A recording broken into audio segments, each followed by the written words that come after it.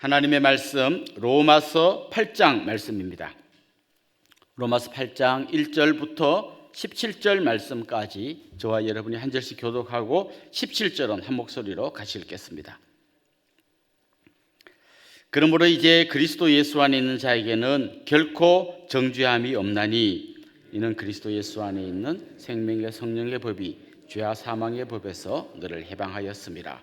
율법이 육신으로 말미암아 연약하여 할 수 없는 그것을 하나님은 하시나니 곧 죄로 말미암아 자기 아들을 죄 있는 육신의 모양으로 보내어 육신의 죄를 정하사 육신을 따르지 않고 그 영을 따라 행하는 우리에게 율법의 요구가 이루어지게 하려 하심이니라.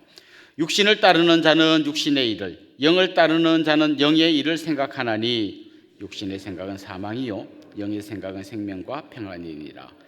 육신의 생각은 하나님과 원수가 되나니 이는 하나님의 법에 굴복하지 아니할 뿐 아니라 할 수도 없음이라. 육신에 있는 자들은 하나님을 기쁘시게 할 수 없느니라. 만일 너희 속에 하나님의 영이 거하시면 너희가 육신에 있지 아니하고 영에 있나니 누구든지 그리스도의 영이 없으면 그리스도의 사람이 아니라. 또 그리스도께서 너희 안에 계시면 몸은 죄로 말미암아 죽은 것이나 영은 의로 말미암아 살아있는 것이니라. 예수를 죽은 자 가운데서 살리신 이의 영이 너희 안에 거하시면 그리스도 예수를 죽은 자 가운데서 살리신 이가 너희 안에 거하시는 그의 영으로 말미암아 너희 죽을 몸도 살리시리라. 그러므로 형제들아 우리가 빚진 자로 돼 육신에게 져서 육신대로 살 것이 아니니라. 너희가 육신대로 살면 반드시 죽을 것이로되 영으로서 몸의 행실을 죽이면 살리니 무릇 하나님의 영으로 인도함을 받는 사람은 곧 하나님의 아들이라. 너희는 다시 무서워하는 종의 영을 받지 아니하고 양자 영을 받았으므로 우리가 아빠 아버지라고 부르짖느니라. 성령이 친히 우리의 영과 더불어 우리가 하나님의 자녀인 것을 증언하시느니. 같이 읽겠습니다. 자녀이면 또한 상속자 곧 하나님의 상속자요 그리스도와 함께한 상속자니 우리가 그와 함께 영광을 받기 위하여 고난도 함께 받아야 할 것이니라. 아멘. 독일의 경건주의 운동의 지도자인 스페너라는 사람이 아주 유명한 말을 남겼는데 이 로마서 8장에 대해서 이런 말을 남겼습니다. 성경을 반지에 비유한다면 로마서는 그 반지에 박힌 보석과 같다. 그리고 로마서 8장은 그 보석 중에서도 반짝 빛나는 그 부분이다. 이렇게 이야기했습니다. 많은 사람들이 이 로마서 8장 말씀을 굉장히 소중한 말씀으로 가슴에 품고 살아갑니다. 저도 오래전에 어느 모임에서 유언장을 한번 작성해 본 적이 있는데 거기에다가 이렇게 적었습니다. 내가 마지막 하나님의 부름을 받아 이제 숨을 몰아쉬고 있는 그 시점이 온다면 내 곁에 있는 분들은 내가 숨쉴 때까지 이 로마서 8장을 반복해서 읽어주십시오. 이렇게 제가 그 유언장에 적은 적이 있습니다. 사실 이 로마서 8장 안에는 정말 우리 기독교 복음의 진수가 정말 잘 응축되어서 그대로 녹아있는 그런 말씀이라고 볼 수 있습니다. 로마서는 지금 어떻게 흘러오고 있는가 하면 1장부터 어제 말씀, 7장 말씀까지는 계속해서 깊은 절망, 도저히 인간으로서는 해결할 수 없는 깊은 절망 가운데로 이렇게 바울이 논지를 몰아갑니다. 그래서 마치 캄캄한 동굴에 갇혀서 빛 한 점도 안 들어오는 그곳에서 절망하고 길을 찾지 못하고 헤매는 그런 이야기가 로마서 1장부터 7장까지의 말씀입니다. 그러다가 문고리가 하나 보여서 딱 문을 열었는데 갑자기 빛이 확 들어오면서 완전히 이제 분위기가 바뀌는 같은 게 바로 오늘 이 로마서 8장의 말씀입니다. 어제 이런 말씀 기억나십니까? 바울이 막 절규하는 목소리가 있잖아요. 오호라 나는 공고한 사람이로다. 정말 내가 죄인인 것까지 알았는데 이 죄의 문제를 해결할 방법이 없다는 거죠. 율법을 지켜서 해결하면 되지 않겠냐. 유대인들이 보통 그렇게 생각했는데 아무리 율법을 지키려고 해도 또 지키다 보면 못 지키는 게 있고 또 못 지키는 게 있고 그러다 보니까 율법으로는 내가 죄인인 걸 깨닫게는 해주는데 이 죄 문제를 근본적으로 해결해 줄 수 없구나. 나는 어떻게 하면 좋은가. 오호라 나는 공고한 사람이로다. 이게 어제까지의 말씀입니다. 그러다 이제 문이 딱 열리면서 빛이 들어오는 거예요. 7장 마지막에 보면 이런 말씀이 나옵니다. 25절에 우리 주 예수 그리스도로 말미암아 하나님께 감사하리로다. 우리 주 예수 그리스도로 말미암아 하나님께 감사하리로다. 이게 무슨 말입니까? 사람이 율법을 지켜서 의롭게 되는 거 불가능하고 그것 때문에 절망하고 있는 우리에게 하나님께서 주신 놀라운 길이 있는데 바로 우리 주 예수 그리스도를 믿는 믿음으로 우리가 의롭게 된다는 것입니다. 그래서 오늘 로마서 8장 1절 말씀에는 이때까지 7장까지 나오는 이 절망의 말씀을 뒤집는 새로운 이 로마서의 결론과 같은 중요한 말씀이 나오는데 이렇게 되어 있습니다. 그러므로 이제 그리스도 예수 안에 있는 자에게는 결코 정죄함이 없나니. 2절, 이는 그리스도 예수 안에 있는 생명의 성령의 법이 죄와 사망의 법에서 너를 해방하였습니다. 그 죄와 절망에서 그 죄의 결박을 풀고 죽음의 결박을 끊어버리고 이제 거기서부터 우리가 해방되었다는 거예요. 진정한 자유를 얻게 되었다는 것입니다. 더 이상 죄가 우리를 얽어맬 수 없고 그 죄가 우리로 하여금 넘어지고 영원한 멸망 지옥에 이르게 할 수 없는 그런 놀라운 역사가 일어났다는 것입니다. 이 놀라운 역사의 이제 이야기가 8장부터 시작되는데요. 오늘 본문은 이렇게 말합니다. 우리는 예수 그리스도의 그 은혜로 말미암아 새로운 사람이 되었고 새로운 사람이 됐기 때문에 삶의 방식도 완전히 달라진다. 이렇게 이야기합니다. 특별히 제일 먼저 이야기하는 게 뭔가 하면 이 모든 것을 새롭게 하는 핵심 열쇠에 성령께서 계시다. 그 성령께서 우리로 하여금 깨닫게 해주시고 그 깨달음대로 우리가 살아갈 수 있게 해주신다는 것을 이야기합니다. 성령을 따라 사는 삶, 그 반대는 뭘까요? 죄를 따라 사는 삶이에요. 내 마음속에 들어오는 이 죄의 욕망을 따라 살아가는 삶, 막 하고 싶고 죄 짓고 싶고 거기에 살다가 거기서 경험하는 비참함 그리고 영원한 멸망, 이 길로 이때까지 살아왔다면 이제는 전혀 다른 삶, 성령을 따라 삶을 살게 되어 있다는 것입니다. 성령을 따라 사는 삶은 어떤 삶일까요? 제일 먼저 보면요, 생각이 바뀝니다. 5절에 보면 이런 말씀이 나옵니다. 육신을 따르는 자는 육신의 일을, 영을 따르는 자는 영의 일을 생각한다. 자, 이게 무슨 말인가 하면 율법은 아직 내 생각은 바뀌지 않았는데 밖에서 율법이 들어옵니다. 살인하지 말라, 간음하지 말라. 내 마음속에는 이미 막 죽이고 싶고 간음하고 싶은 마음이 일어나는데 하지마 하니까 이걸 쪼아가지고 안에 있는 이 생각을 죽이려고 합니다. 그런데 그런 방식이 아니라 내가 예수 그리스도의 은혜를 경험하고 나니까 내 마음속에서부터 죄가 싫어지고 그 성령께서 주시는 마음, 정말 주님과 함께 동행하고 싶은 마음이 막 일어나는 거예요. 그러니까 어디서부터 바뀌는가 하면 생각에서부터 바뀐다는 거예요. 밖에서 안으로 바뀌어 들어가는 게 아니라 안에서 밖으로 바꾸어 나간다는 거예요.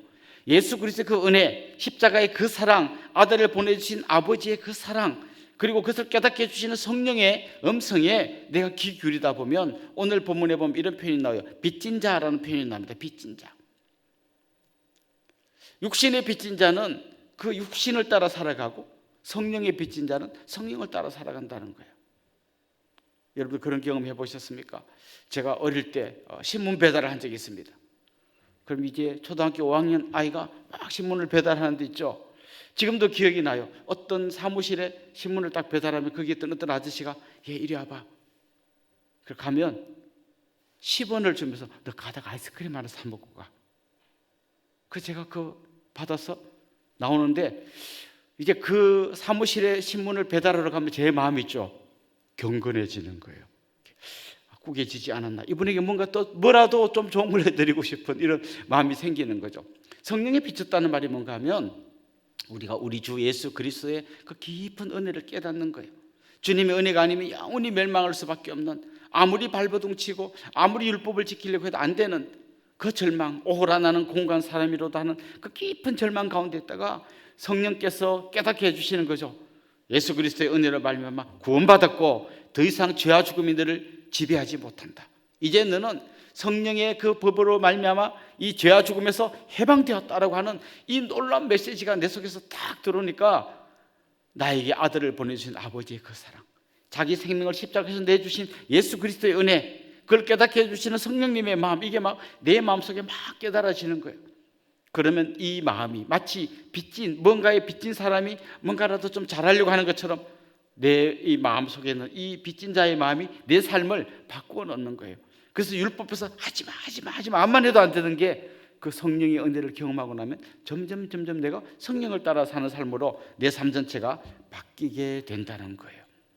그런데 만약에 여러분 계속해서 내 마음속에 어떤 죄의 마음이 떠오른다면 나는 이제부터 살인하지 않아야지, 누구를 미워하지 않아야지, 간음하지 않아야지, 막 이 생각에 집중하기보다 성령께서 주시는 이 은혜의 마음에 더 집중하라는 것이죠. 그러면 이 은혜를 깊이 생각하면 내 삶에서 죄가 죽어지게 된다는 것이죠. 이게 바로 몸의 행실을 죽인다라는 것입니다. 이게 바로 내가 죄를 죽이고 죄에 대해서 승리하고 우리 주님과 함께 기쁨의 삶을 살게 된다는 것이죠. 이건 똑같습니다. 반비례합니다.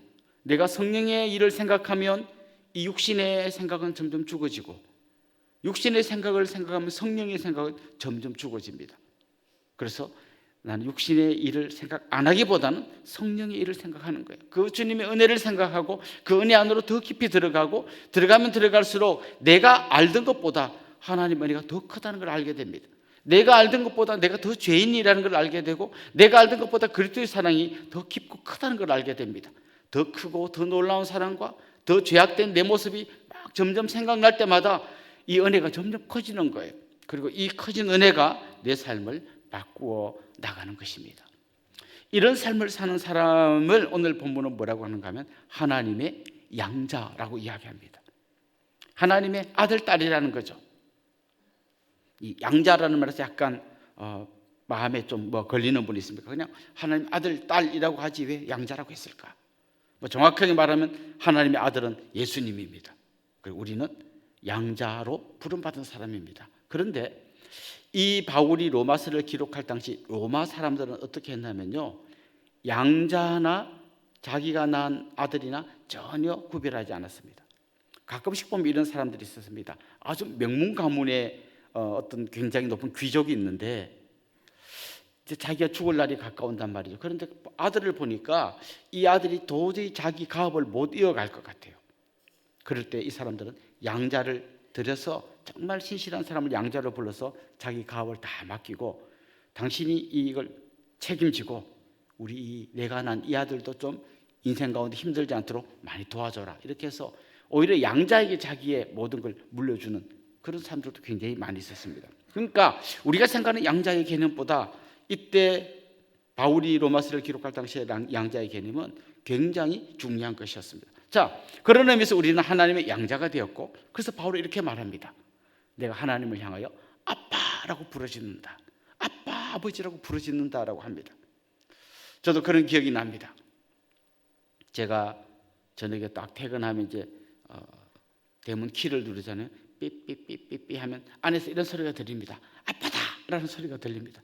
아이들이 이제 막 기다리고 있다가 이제 아빠 왔다는 거죠. 그리고 막 아빠 하고 막 달려 나옵니다. 바로 그런 그림이에요. 우리가 그 은혜를 깨닫고 나면 내게 베푸신 하나님의 그 은혜가 내 속에서 막 감격처럼 다가오고, 내가 하나님의 아들이 되었고 하나님의 딸이 되었구나. 그때 우리는 하나님을 향하여 아빠라고 부르짖는 거예요. 하나님을 향하여 아빠라고 부르짖는 그 사람에게는 어떤 특권이 주어지는가 하면 17절에 보면 자녀이면 또한 상속자다, 그렇게 이야기합니다.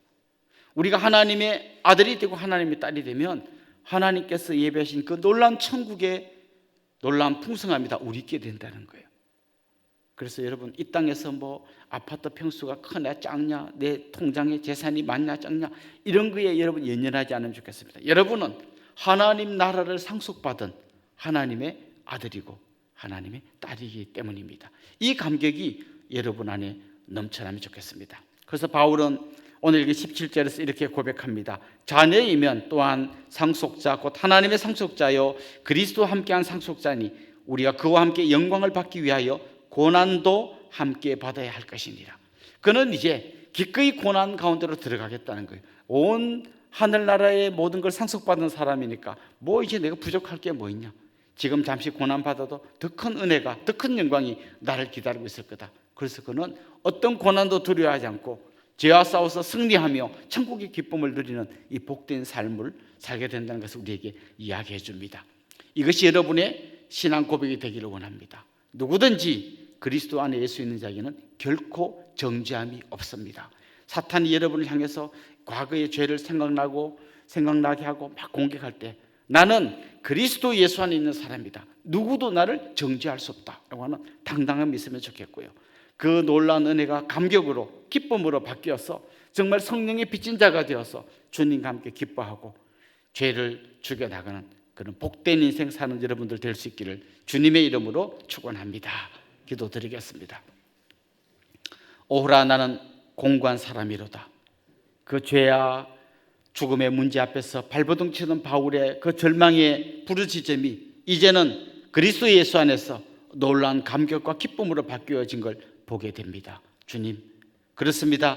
주께서 우리에게 베풀어 주신 십자가의 은혜와 그 사랑, 아들을 내주신 아버지의 그 사랑, 이것을 깨닫게 하고 믿어지게 해주신 성령의 그 은혜가 오늘 이 시간 사랑하는 주님의 백성들의 마음속에 기쁨과 감격으로 되살아나게 하여 주옵소서. 그리고 이제 성령의 빚진 자가 되어 우리 삶 전체가 주님과 함께 동행하는 복된 삶 될 수 있도록 은혜 위에 은혜를 더하여 주시옵소서. 감사하고 예수님의 이름으로 기도드리옵나이다. 아멘.